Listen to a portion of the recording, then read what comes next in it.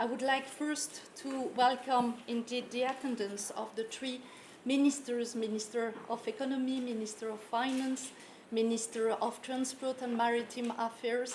I think this demonstrates again the strong commitment of the Montenegro's government to its EU pass, and we very much appreciate the upcoming discussion that we are going to have on this opportunity. Let me also welcome the attendance of the representative of one of our member states, France, who is there as observer. So this also shows the importance that our member states attach to our discussion. I would like also, of course, to thank the Montenegrin delegation, and in particular the chair, Mrs. Biljana Jakic, but also representatives from all different ministries and administrations for their written contribution and participation in today's discussion. We counted 14 institutions present today and see this again as a sign of strong commitment from your side and highly value the hard work at services level very much. This subcommittee, you said it, Sasha, is an important opportunity to discuss recent developments under several chapters. Actually, I counted this represent 1/4 of the total of the chapters that Montenegro is negotiating for its EU membership. So it says the importance of this subcommittee. You said it also, all are already open except chapter 8, which is still at the table of the member states for discussion. Progress has been made since the opening of these chapters in the alignment and preparation for the implementation of the EU acquis, as reported in this year's country report published by the European Commission on the 19th of May, just 2 weeks ago. So this subcommittee is very timely in this perspective. The report indeed also provides Montenegro further guidance on how to move forward in different areas.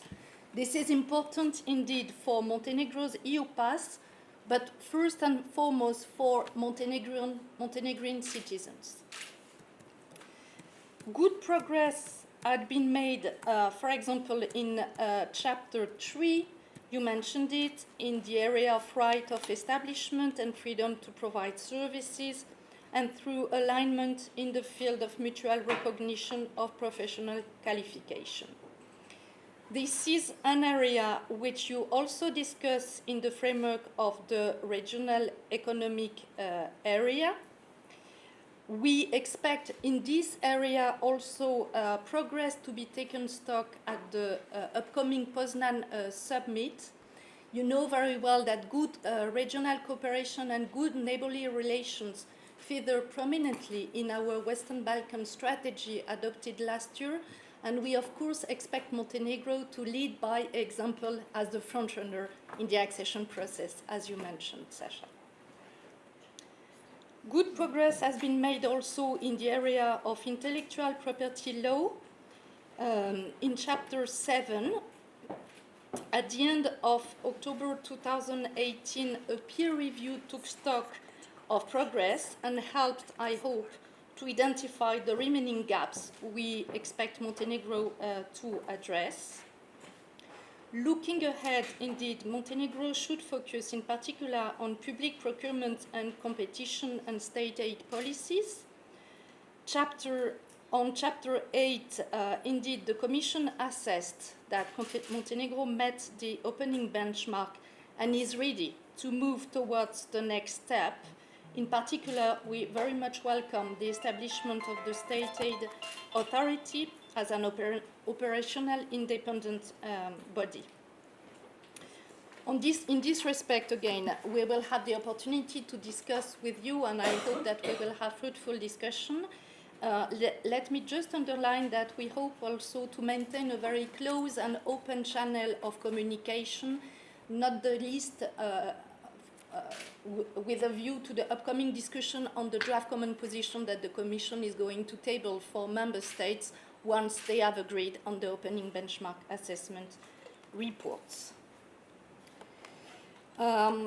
Technical work, of course, should continue in each chapter in accordance with Montenegro's strategies and action plan.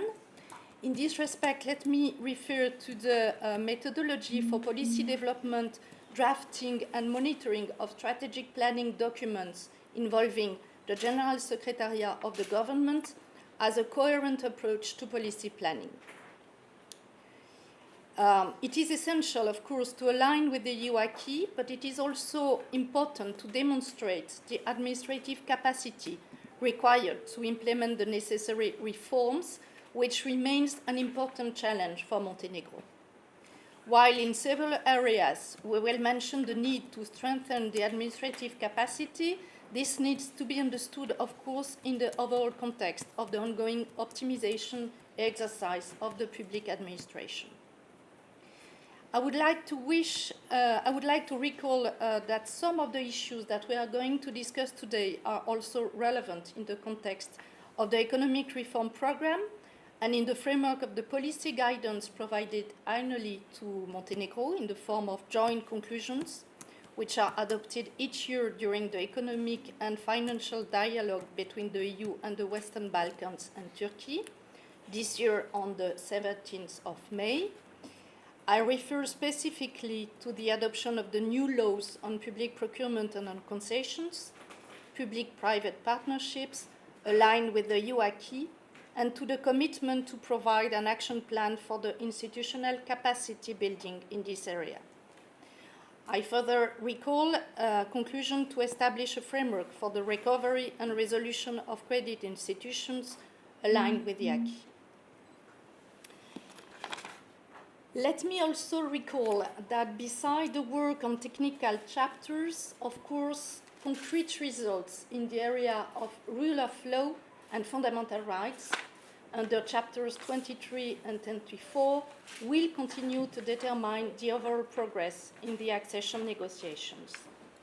As underlined in the communication on enlargement policy adopted on 29th of May, the overall priority and the next milestone ahead for Montenegro is the fulfillment of the interim benchmark set under chapters 23 and 24. To reach the next stage in negotiation, Montenegro needs to address the identified and well-known shortcomings, in particular in the critical areas of trafficking in human beings, fight against corruption, and media freedom. And the current discussion on appointments of the members of the public broadcaster RTCG will be decisive in this respect.